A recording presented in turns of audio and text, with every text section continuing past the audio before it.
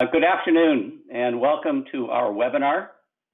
Our plan this afternoon is to have a discussion focused on the workers' compensation judicial response to COVID-19 pandemic. We have with us three talented and experienced state administrative law judges. They are participating not as official representatives of their states. Their opinions are their own opinions. And because we're in a very fluctuating area, their opinions may very well change depending on whether additional information comes in.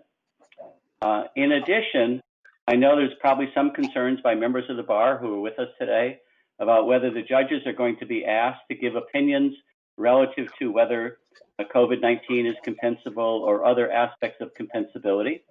I can tell you that we're not going to ask questions of them about those kinds of topics. And if there's any questions that they're uncomfortable with, I've given them instructions to defer answering. Our plan today is to present for about 50 minutes, and then we will have a 10-minute or so question and answer period after.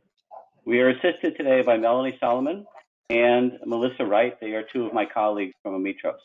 Let me introduce our panel. With us this afternoon is Judge LuAnn Haley. Judge Haley is a graduate of Indiana University of Pennsylvania and Dickinson Law School. After graduation, she worked as a defense attorney in Pennsylvania until she moved to Arizona. In 1999, she was appointed an administrative law judge and has served in that capacity ever since. Judge Haley is a frequent speaker at bar and CLE programs, and she serves as a reviewer for AMA publications. She is also a board member of the National Association of Workers' Compensation Judiciary, where she is the editor of their newsletter. I can tell you that because she is in that position, I will ask her opinions about some of the issues that we're looking at from a national perspective. Judge Haley, would you like to add anything to this introduction? No, that was great. Next, we have Judge Douglas Gott. Judge Gott hails from Kentucky. He graduated from Western Kentucky University and the University of Kentucky Law School. He went into a general practice of law with a special interest in workers' compensation.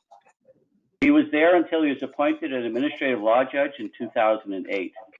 In 2017, he was elected elevated, I should say, to the position of Chief Administrative Law Judge in Kentucky. He, like the other two guests, is a frequent speaker on workers' compensation topics.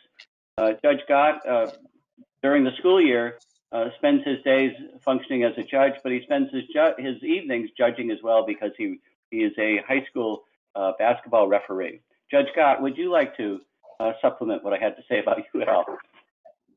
No, thanks, Paul. Glad to be here. Round out our group, we have Judge DeRita. Judge DeRita was appointed the director of the Pennsylvania Office of Adjudication in 2018. Judge DeRita brought to this position 30 years of legal experience representing injured workers. He is a graduate of St. Joseph University and Widner University Law School.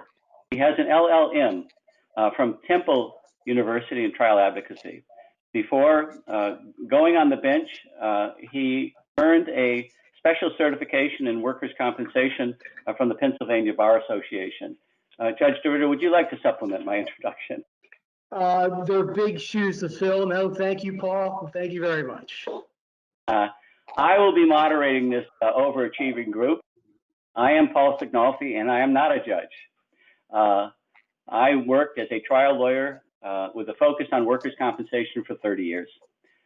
This was a practice where I represented both injured workers and employers. I was appointed and served as the executive director and chair of the Maine Workers' Compensation Board, a position that I held for 8 years. And 16 months ago, I was offered an opportunity to join Ametros as a senior managing director. At Ametros, we professionally administer Medicare set-aside accounts. This was a nice opportunity for me because it gave me an opportunity to share what I've learned with a very innovative and interesting group. Ametros has offered me the opportunity to organize and moderate this webinar. The title of our presentation is Future of Claims, Thoughts from Administrative Law Judges on the Impact of COVID-19 on Workers' Compensation. These judges all sit in specific states. If anybody knows about workers' compensation, you know that if you read one Workers' Compensation Act, you've read one Workers' Compensation Act. So they have opinions about what's going on in their states, and LuAnn may tell us more globally what's going on through her position with the National Association. As a favor, judges, would you mind if I dropped your titles and simply referred to you by your first names during the balance of this presentation? Absolutely. No, Perfect. I tried cases in front of guys like you for years, so I always have to be deferential to members of the judiciary. COVID-19 first was detected in China last year. It spread to the United States and was detected here in mid-late January. So it's been with us for only 6 months. Think about that, what has happened in the last 6 months. Governmental agencies are famous for forecasting and for planning around those forecasts. LuAnn, did Arizona, specifically the Arizona Workers' Compensation Board and perhaps the Arizona Workers' Compensation judicial community plan in any way for a medical crisis of this magnitude? Not specifically in Arizona did we have a plan for a pandemic, although fortunately over the last year before this, we did a couple things that have helped us immensely. One is the fact that we went to a system of e-filing, and that has cut down obviously the traffic into our building and people who would come in to make filings in person. So that has been very fortunate. Also, we did another thing about 5 months ago, and it wasn't particularly well liked at that time, but we stopped having court reporters, and the judges used an electronic system to record their own hearings during the proceeding. So both of those things have helped us to go to a more remote or virtual filing and allow us for hearings and allow us to continue to have hearings without a lot of interruption. Doug, what did you folks do in Kentucky? How did you adapt? First of all, was there a grand plan in advance? Now, similar to LuAnn, I'd say the 2 or 3 years ahead of this, just by coincidence, our agency, like all others throughout the state government in Kentucky, had developed their own continuity of operations plan. So we were able to borrow from that somewhat. And then also, like Arizona, the fact that we had transitioned to electronic filing in the year or two before this proved to be just really beneficial to us and enabled us to continue serving our stakeholders pretty much as we had before, with the exception of the interruption of live in-person hearings. Joe, surely the Commonwealth of Pennsylvania anticipated this, didn't they? What did you folks do? Ironically, I was with you in Boston when I got the call at the Workers' Compensation Research Institute convention in Boston. And on the first night when I landed, I had an emergency call from my boss saying, "How many of your people can telework?" And I had no idea. I didn't even know how to approach answering that question. But obviously we knew something was coming. We didn't know what. We, like the other administrators who have spoken, LuAnn and Doug, have an electronic filing system that went into effect in 2013. It's been a savior. I think it's the consensus among this group and whoever else has electronic filing, that at least gives you some way to communicate. We also have Outlook. We had enough people that had access to Outlook, the planning calendar, and the online filing system at home. It was a matter of equipping the clerical staff. Most of the judges were up and running pretty early on, but getting the hardware and getting the equipment and secure internet connections to clerical staff at their homes was the biggest challenge. But we got a little bit of a lead on that, as I said, in very early March. We closed everything down statewide March 16th. So we had about a 2-week lag time to get geared up, and we were able to do it. Just so the folks who are listening to us today have an appreciation, how many judges do you supervise? We have 84 workers' compensation judges throughout the state. Most of the offices are small because we've got a lot of rural areas, but the big hubs are Pittsburgh, Harrisburg, and Philadelphia. Yeah.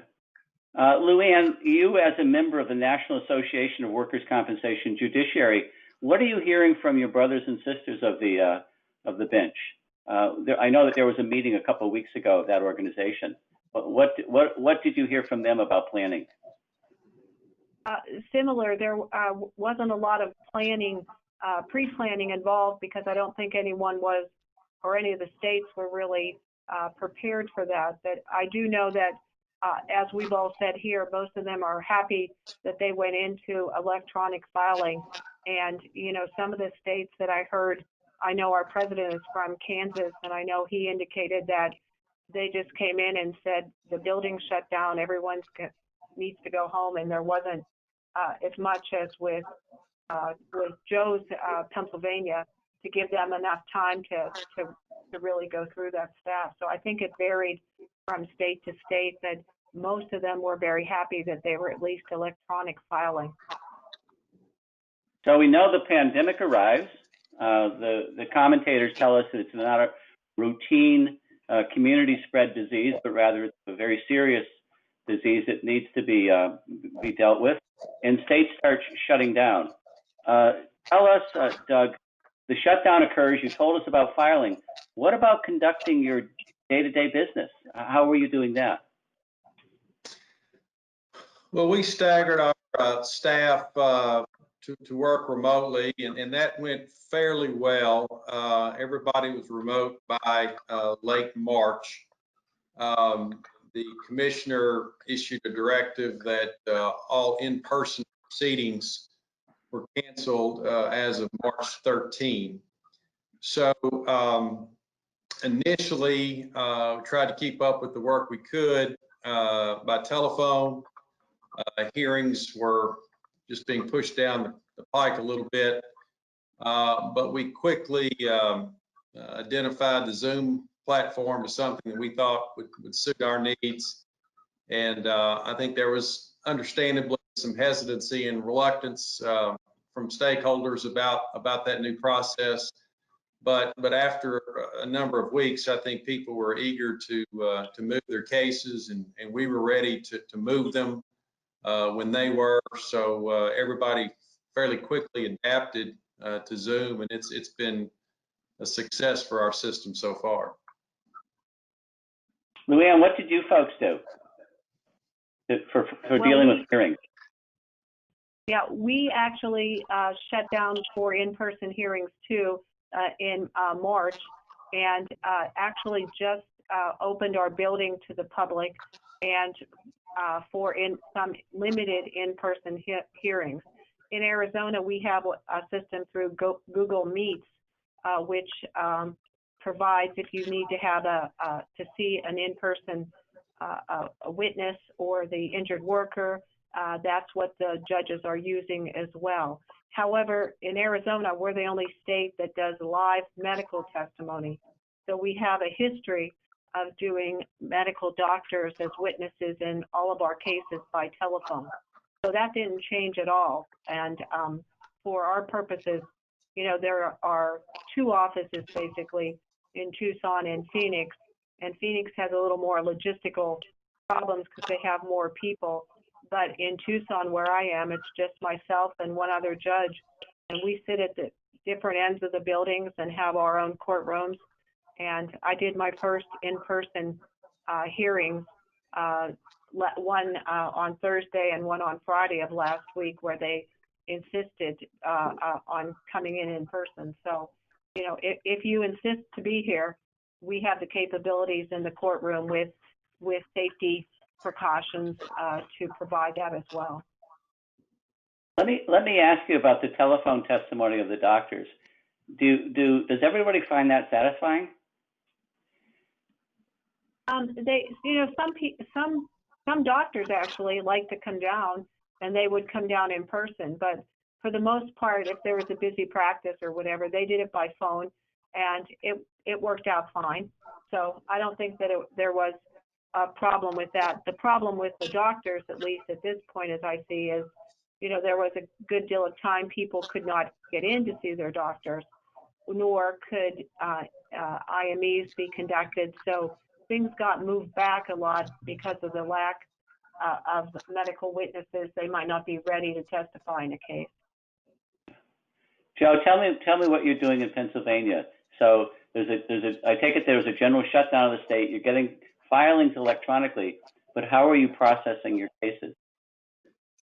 In the beginning, once we got as many people as we could equipped with either Commonwealth laptops or training people to use their own home computers or home desktops, because everything can be accessed remotely with proper security.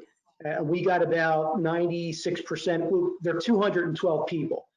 We got about 210 working really quickly. Eventually, the governor was very generous with the continuation of pay, but at some point, I, as the administrator, had to certify who was capable of teleworking, who was not capable of teleworking. We got nearly everybody capable of teleworking.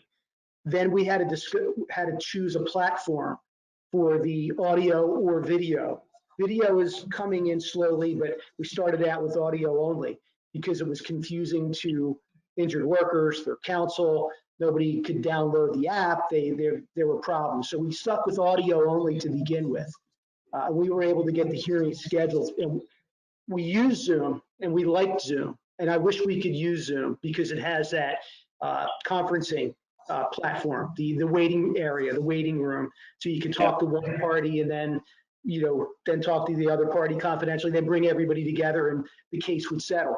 But we were forbidden by the Commonwealth Office of Administration because of some problems that Zoom had, I think, initially with hacking. And so we were banned from using Zoom, which was very popular. We're using Skype right now. We're experimenting with WebEx. Right now, the hearings are proceeding still with primarily audio, with some video, very little testimony, but some.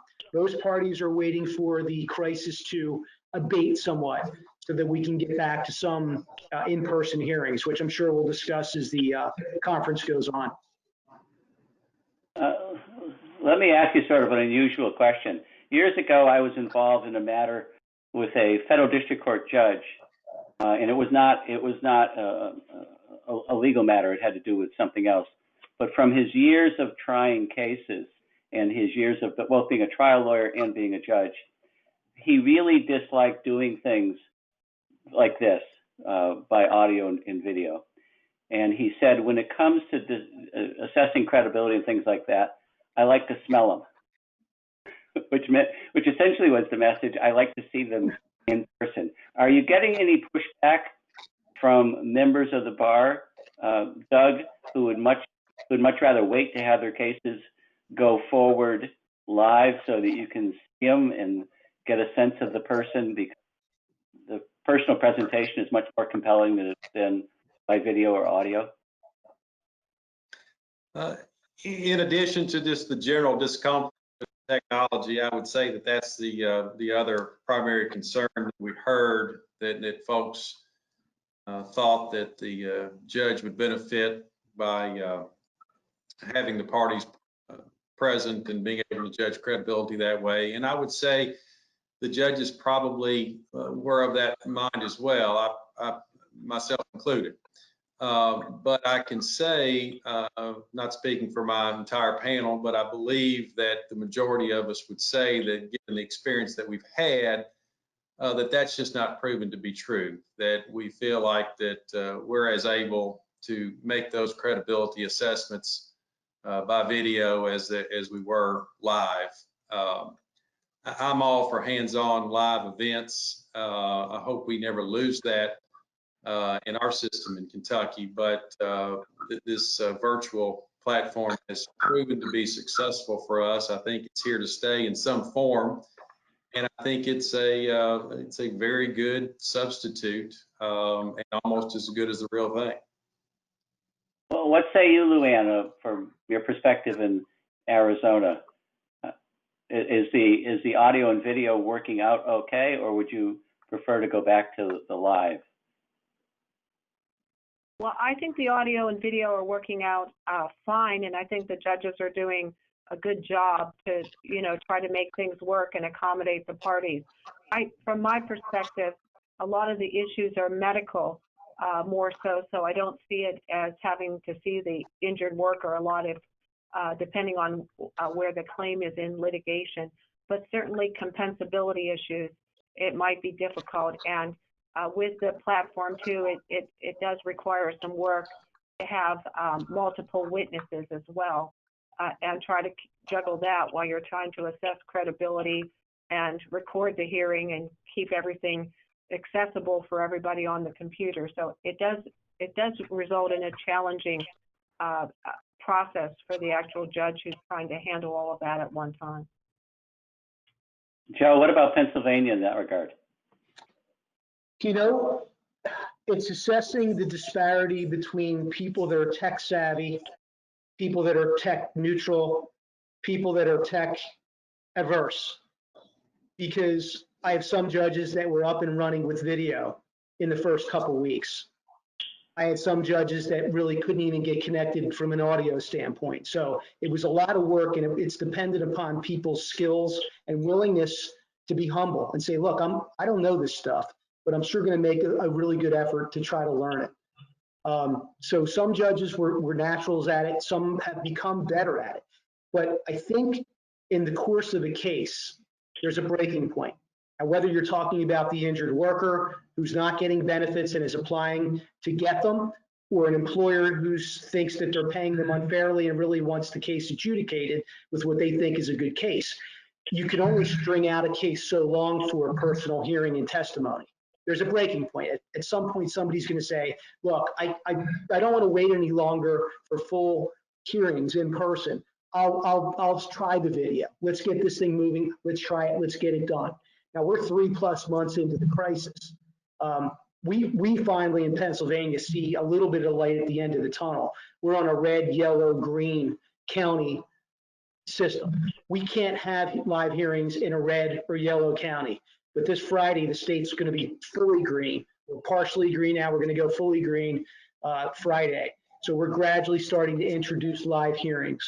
But I agree with Doug. I don't think we're going to lose the productivity and effectiveness that we get for other types of hearings where testimony isn't needed. The run-of-the-mill personal injury, argument, status listings, pretrial hearings. We've proven we can do that by remotely. And so we can probably save some money long-term in the amount of office space and having people telework.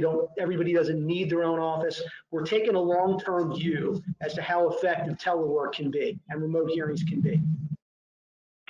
Let me put a slight twist on what you folks have just told us, because when I put on my regulator's hat, there was a population that always concerned me in this process, and that's the pro se injured worker.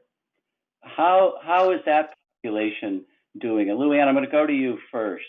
Do you have many pro se injured workers trying to put their cases through, and how are they doing it with this change from in person, where they can show up in front of you and plead their story, as compared to doing it telephonically or by video? Well, that is difficult in Arizona. We still have a number of people, injured workers, who do not have attorneys and are not represented. Add to that the fact that there's a good deal of that population that are not English speakers. So we have to deal with the interpreter issue as well. So, and it seems like that portion of the population also has limited access to strong internet and also capabilities.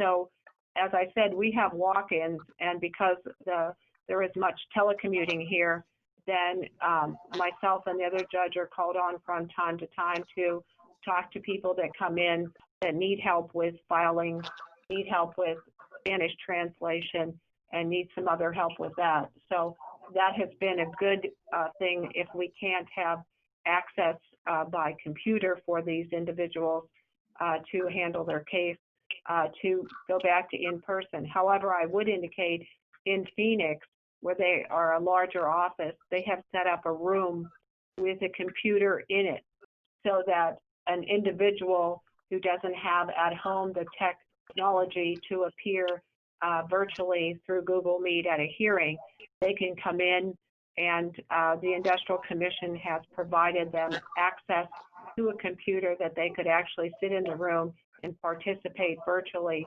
in that hearing process. So they've tried to, through the Industrial Commission, work around that and make sure that we have access to individuals who don't even have the technology that they need to participate. What about the pro se claimant in Pennsylvania, Joe?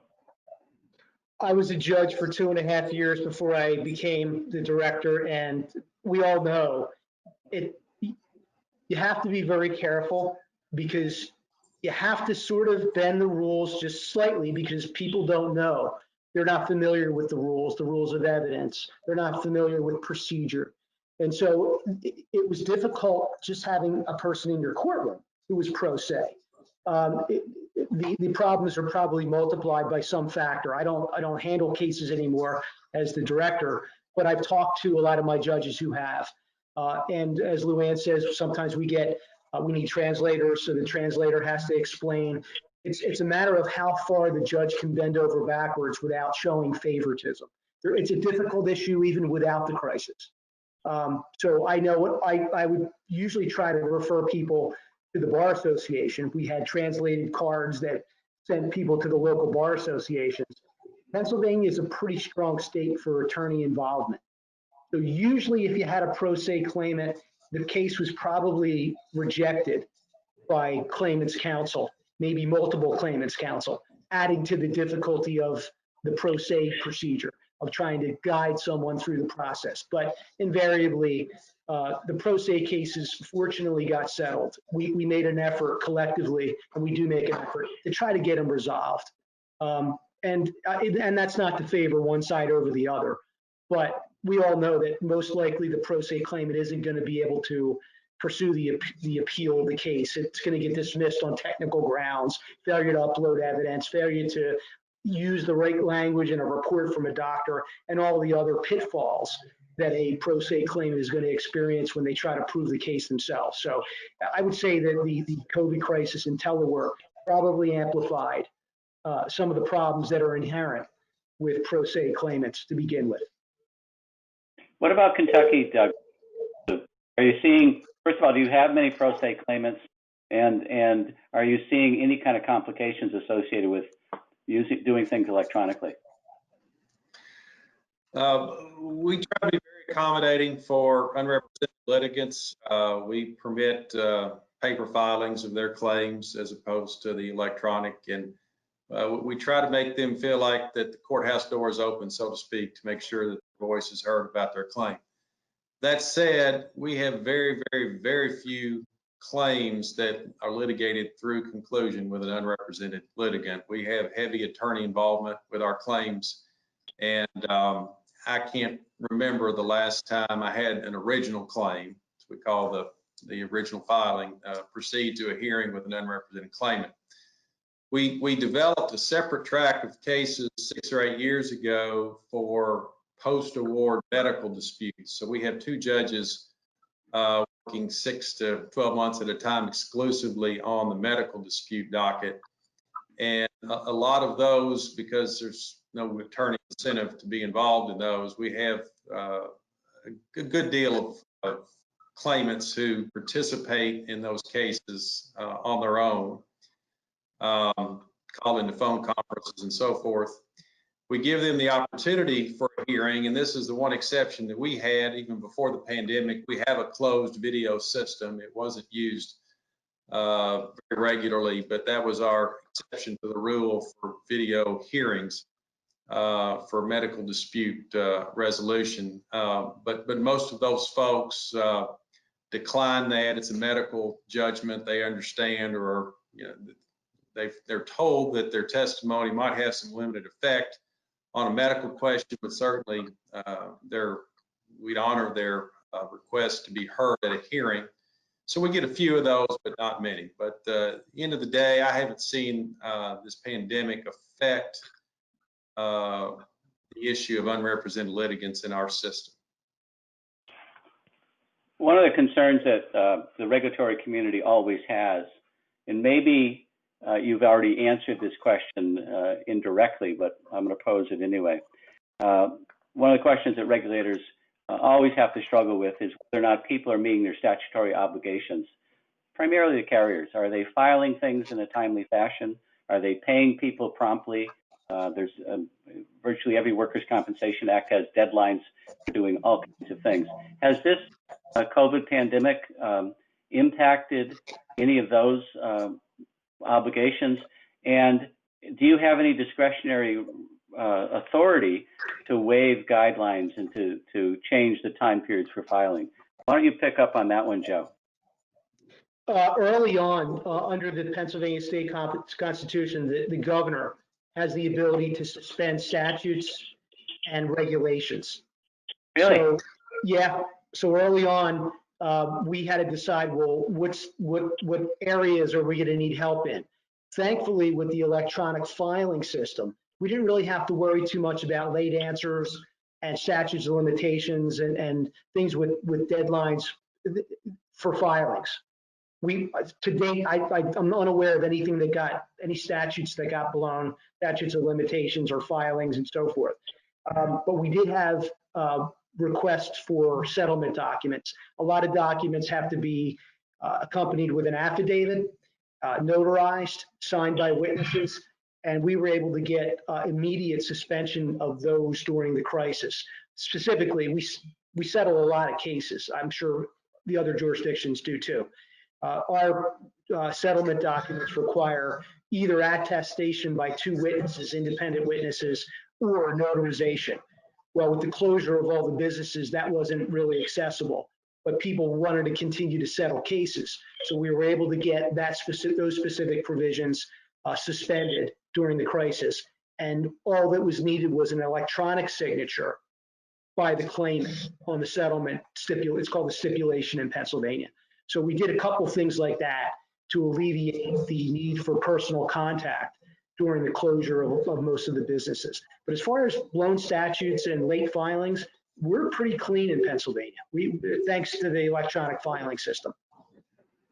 Yeah, we're going to get to settlement at the end of this discussion because things are happening with settlement, as I understand it, across the country, and we see that in the work I do. LuAnn, what about you? Because of your electronic filing, are people being good about paying timely, and are they being good about filing first reports of injury and things like that in a timely fashion? So far, similar to Joe in Pennsylvania, it hasn't changed our statute of limitations or time deadlines for filing requests for hearings here and that type of thing. However, we did have an executive order from the governor that was issued early in March that related to a payment of medical expenses. In other words, the carriers by executive order had to allow telemedicine in exchange for in-person appointments. And more interestingly, for workers' comp, it dealt with access to medicine for workers' compensation claims, but it also indicated that benefits of an injured worker could not be suspended for failure to attend an in-person evaluation such as an IME. So that was issued early on March 11th, and that was an executive order that sort of changed statutory requirements, so to speak, in terms of that. Particularly, that was another reason that things were a little delayed because, people did not have to attend an IME, and if they were represented, likely they did not an in-person IME. So that's still in effect, and that is to offer access to medical treatment during the pandemic for injured workers so they don't have to make in-person appearances at a medical appointment. What about Kentucky, Doug? What are you folks seeing? Are things being timely processed? Similar thoughts on this issue.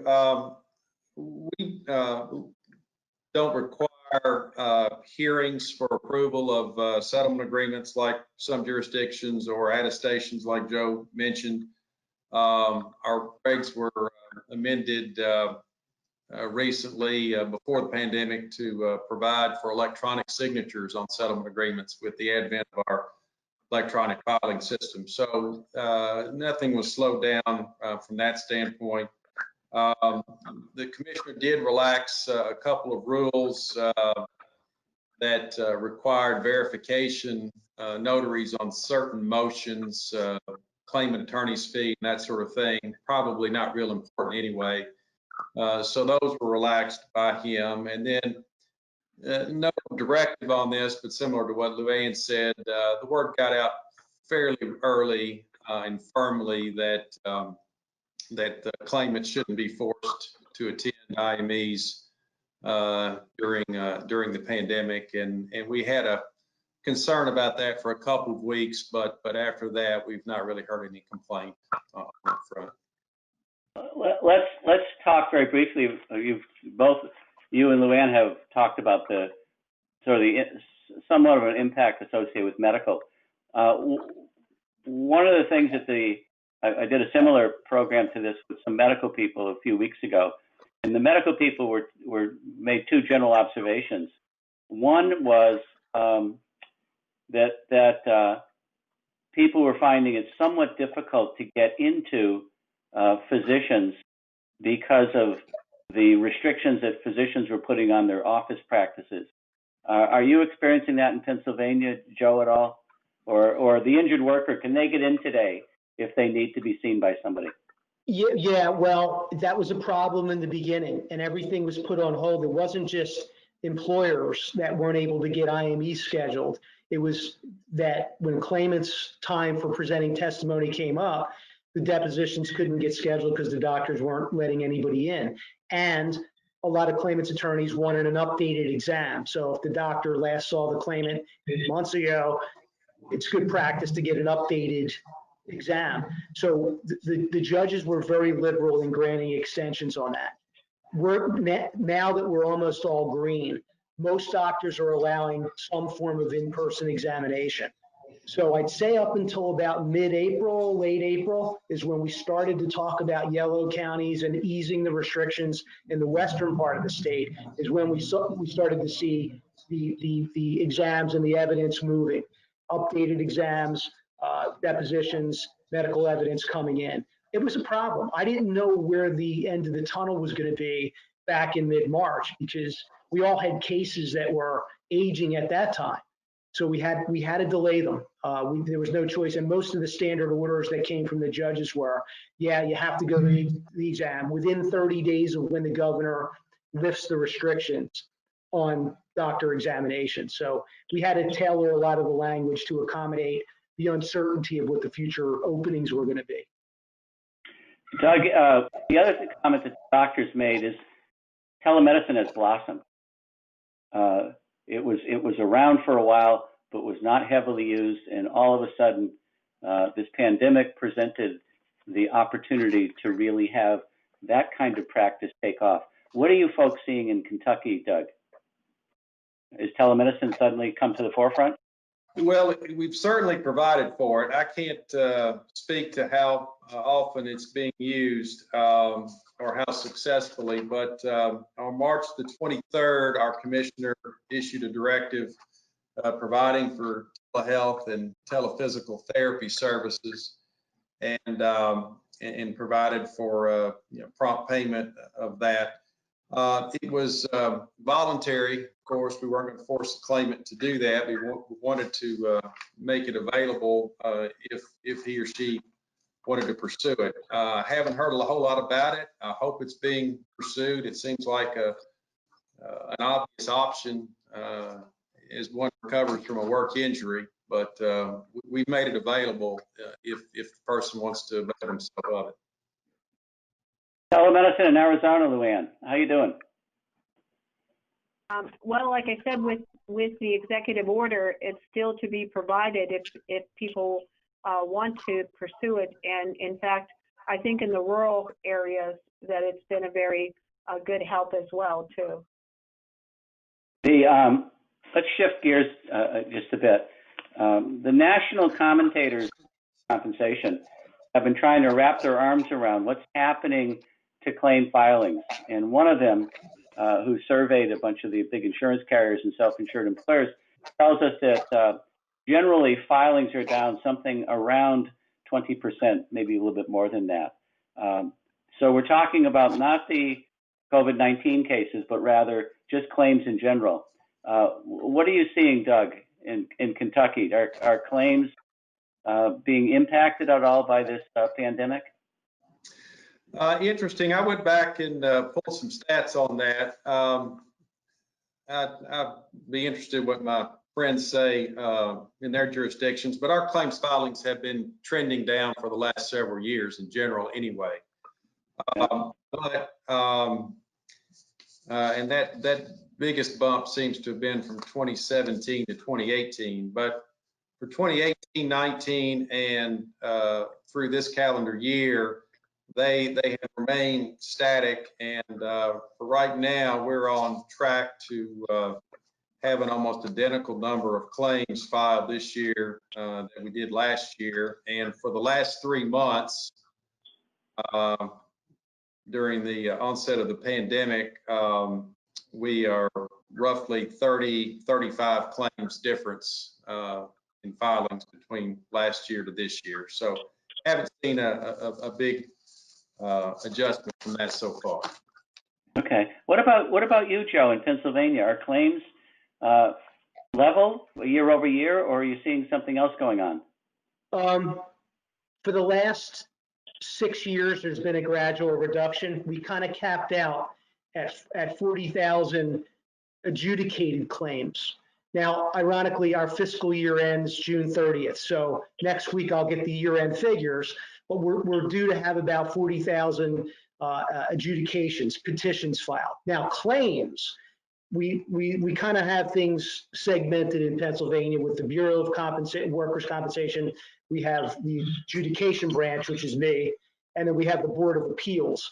But I understand that the total amount of injury claims is pretty level this year. Now, I got to think that they've got to be impacted by March, April, and May with all the businesses being out. I think we're due to be about 500 short of 40,000 petitions filed. So a slight decrease, which would be expected. We're balanced out with the number of COVID claims that have been filed. So far in the 3 months that we've been tracking, we've got about 4,000 claims filed.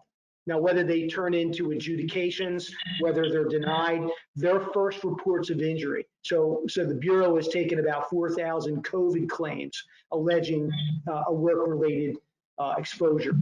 So overall, the numbers aren't as down as you would have expected with all the business closures. Yeah. What about Arizona, LuAnn? Are you having a similar experience to the folks in Kentucky and Pennsylvania?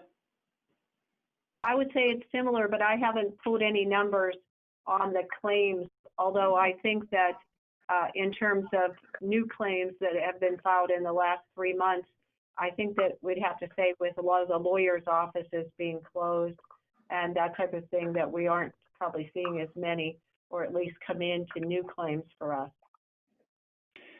Joe stole a little bit of my thunder because I was next going to ask about COVID-19 claims.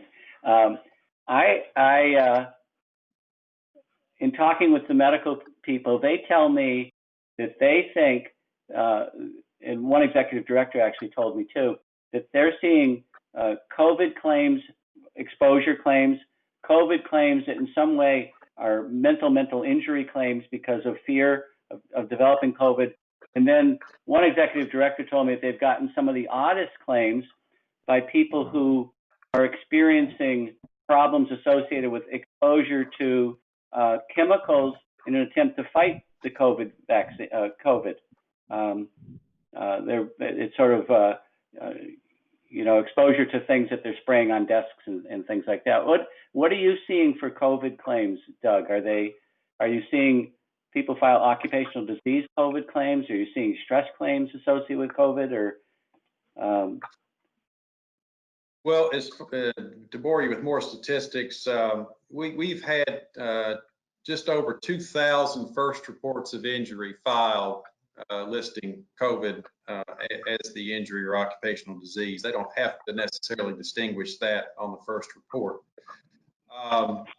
That seems to be trending up. There's been about 300 of those first reports within the last 7 days. We have not had any litigation with respect to COVID, no disputes yet over temporary total disability benefits or motions for interlocutory relief. And we have had only one formal application filed that alleged COVID. And my prior comments notwithstanding on the infrequency of unrepresented litigants, this particular claim was filed by an unrepresented litigant, a truck driver who is claiming COVID amongst other things related to diesel fumes from his truck. So probably not the more likely type of claim that we might see down the road. So we've not had anything formally filed other than that that specifies COVID. Yeah. Well, LuAnn, what are you seeing in Arizona with these kinds of cases? Are you seeing COVID, pure COVID claims, COVID emotional injury claims, COVID exposure to chemicals to fight the virus? Well, I have to say in Tucson so far, we haven't seen, the other judge and I haven't seen a litigated request on a COVID claim. I can tell you we had an adjusting COVID workers' compensation announcement from our commissioners that was back in May that said that COVID claims should not be automatically denied just because it is conjunction with a infectious or contagious disease. And Arizona does have some history in infectious disease cases with some prior litigation involving a condition called valley fever that was in the 70s and 80s. And it's an infectious disease that comes from a fungal spore in the dirt. So there's been some precedent to that. But I can, with a shout out to Judge Langham in Florida, because we're going to publish this in our newsletter, but he did a very nice blog that talked about the COVID cases all in Florida. And his report indicates that there were 3,807 instances of COVID reported in as of June of 2020. And most of those were office workers, protective services, service industry, healthcare workers, airline workers. And he indicates as well that a significant amount, 55%, had been accepted, which I thought was very interesting. And he's agreed to allow that blog post that he wrote to be printed in our newsletter that's coming out. So. Perfect. Okay, final topic. We are seeing movement with settlements, and I think Joe alluded to that earlier. What do you I think this subject was broached by LuAnn initially. What are you seeing with settlements, LuAnn, during this unusual period for all of your agencies? Well, in Arizona, we more recently just went to what we call a full and final settlement that does require, if the person is unrepresented, an in-person hearing, but we've been able to do those remotely. I think that, in terms of settlements as well, we can see that maybe some of the carriers are looking through to some of their older cases and seeing if they could settle those as well, and that might come to us. I think from my perspective as an ALJ, I think things are getting settled during litigation more frequently because the lawyers don't want to come to a hearing. And it's just easier than either delaying it or waiting till they can be in person and feel safe about it. So it seems to me that during the litigation, a lot of the cases will settle, whereas maybe in the past they didn't do so.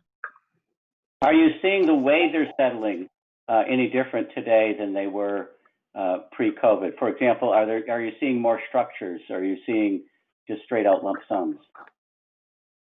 Haven't seen an increase in that yet, too. I think everybody is still sort of getting back on track, after being either remote, and many of the lawyers are still remote. So I haven't seen a lot of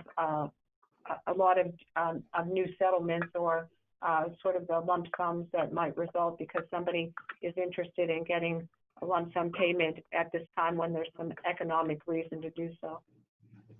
Joe, Pennsylvania has a very mature practice of settling cases. What are you seeing from your perspective?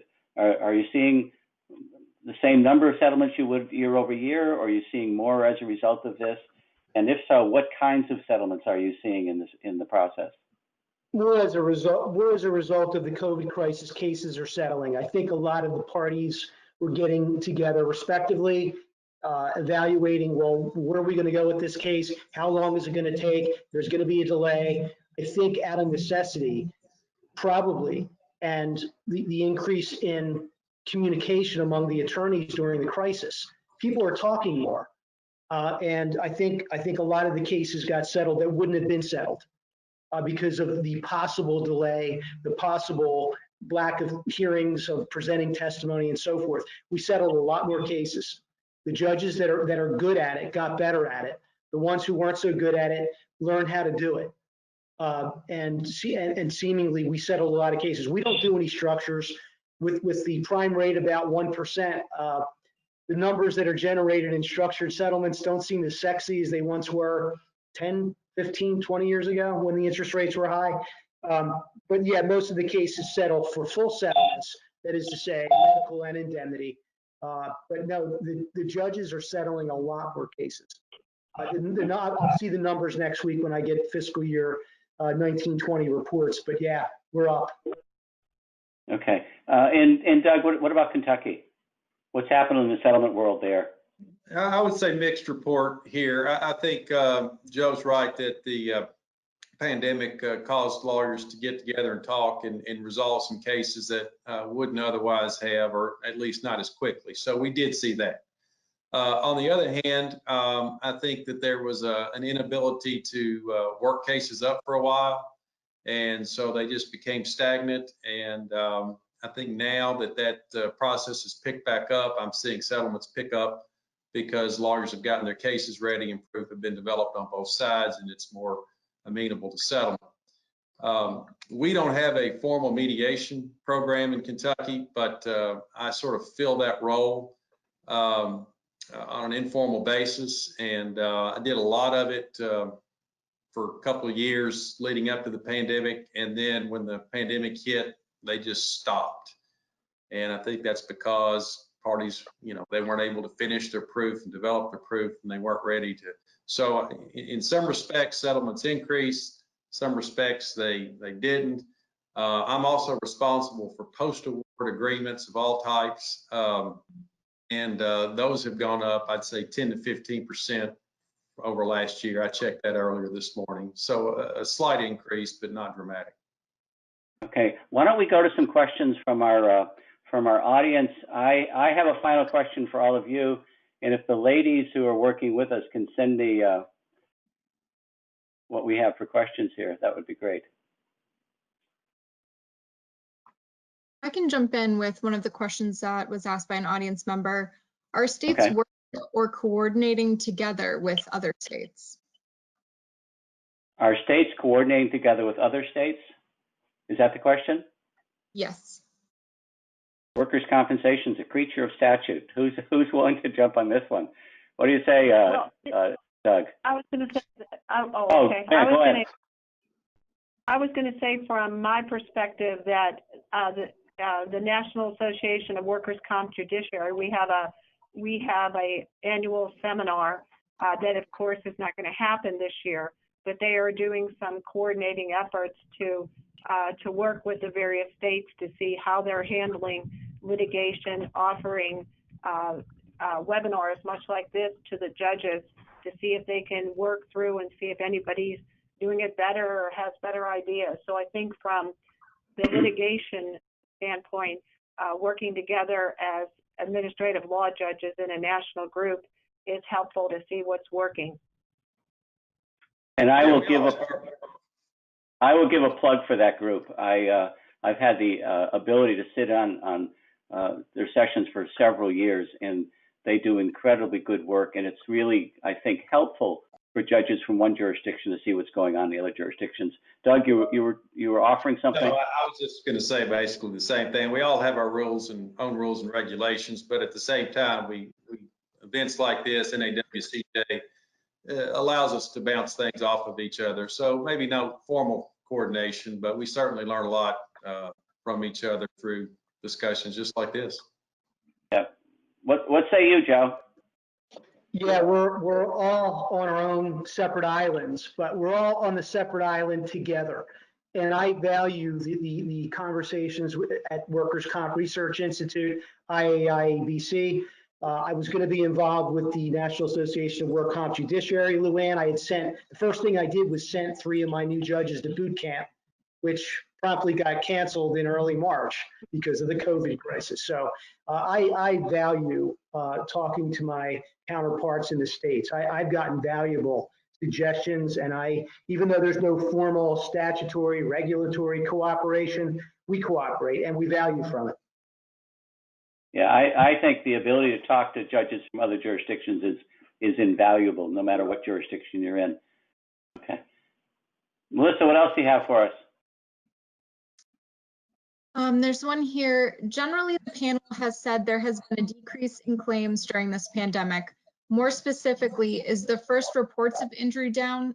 Is the filing of litigation down? So someone is drawing a line between the simple report of an injury versus litigation. Are the reports down, or is the litigation down, or what do you seem to have on the numbers, Doug? Both from Kentucky, they're both down. Joe, you were telling us that things are fairly constant. Yeah, the litigated claims, which I can say are about level with last year. I don't know about the FROIs, the first report of injuries. I didn't check with my counterpart at the Bureau about the first report of injury claims. So I don't know that number. And LuAnn, what's your? Oh no. I don't have the numbers in Arizona today. Okay. I have a final question, and I know we're running just about on time, but we're going to run a little bit over. The experts tell me, and the experts who write on this tell us that every catastrophic event like this pandemic leaves a legacy. Doug, what's going to be the legacy of COVID-19 as far as workers' compensation is concerned, from your perspective? Well, I'll preface that answer by something I wanted to say. My colleagues and I shared a lot of similar thoughts about a variety of things, but one thing I wanted to point out that is different from our state, apparently for right now anyway, is that we are not back open for in-person hearings. I think I heard that from LuAnn and Joe that they are or are getting ready to be. Our commissioner issued a directive on June the 10th. So just recently that our stay on in-person hearings is in place indefinitely, and that Zoom hearings have transitioned from being voluntary to mandatory. So that's going to be our world for the next bit. So I believe the legacy is that it's a new way of doing business to resolve claims. I hope in Kentucky anyway, we never do away with in-person hearings. We've got a deep history and culture of gathering and having in-person hearings, and I hope there's always a place for that. But I do believe that the virtual hearing proceedings are here to stay. I think they've proven their worth. They're cost-effective, efficient, and I don't think we would have had that but for this unfortunate circumstance.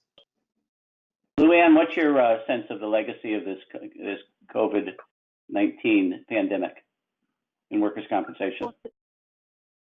Similar to Doug, that I think that the technology aspect of it and doing things virtually by phone, and even in our case, eliminating court reporters, it's going to be more of a self-contained operation, I think, in the future, so that things can be done either at home or in the office virtually with less traffic into the actual building. Although as we're reopened now, I still think that we're going to be having in-person hearings and allowing, access, particularly to injured workers who are not represented, to make sure everybody has access to justice here. And Joe, I'll give you the final comment on the legacy. The notion that workers have to be at their workstation at 8 o'clock and clock out at 4 o'clock or 5 o'clock every single day in order to be accountable and productive is false. It's been proven false. I think everybody I've spoken to, and perhaps LuAnn and Doug can back me up, the productivity that we've been able to demonstrate by people working from home has been incredible. I'm charged with tracking that in Pennsylvania. So hopefully the legacy is that we can carry on the positive parts of what we've shown that can be possibly wasteful, that we can save money in a judicial system by allowing people to work from home, by using teleconferencing judiciously, maintaining the limited use of hearing space for the presentation of in-person testimony. But we can strike a balance going forward beyond COVID. So that would be the legacy that I hope we, setting aside all the pain, the suffering, all the people in nursing homes and people that couldn't visit their relatives, all that stuff aside, just from an administrative standpoint, that we can do this better. We can do this more efficiently. I will make the final comment. I want to thank the three of you. I have been honored to be on this panel with you. I think you were terrific. I thank you for sharing your wisdom and knowledge with those who are participating with us today, and I am ever indebted to you for being a part of this program with me. Thank you very much. You're welcome, Paul. Thanks for having us. Bye.